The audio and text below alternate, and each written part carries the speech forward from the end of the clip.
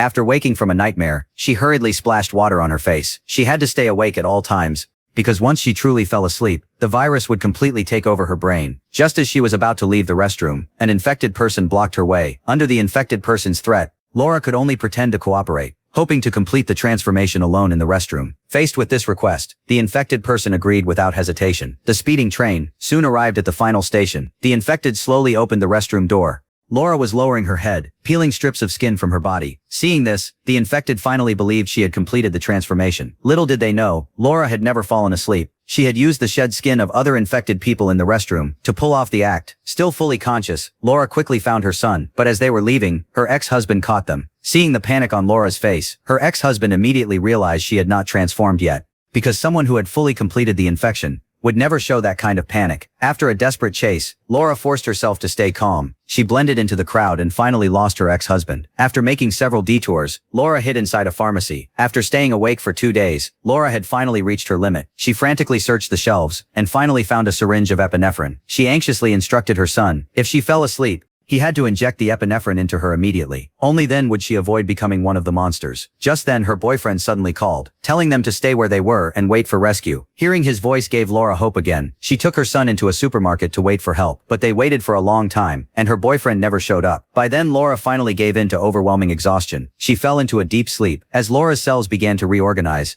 the virus was about to invade her brain. Her son suddenly remembered what she had told him. He immediately injected Laura with the epinephrine. That was what jolted Laura awake. Seeing that her skin had already begun to peel, Laura realized she was running out of time. Fortunately, her boyfriend finally arrived, but Laura immediately sensed that something was wrong with him.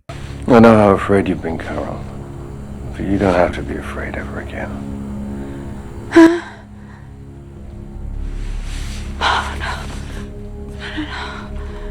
Only then did Laura realize in despair. Her boyfriend had already been infected. He had become one of them.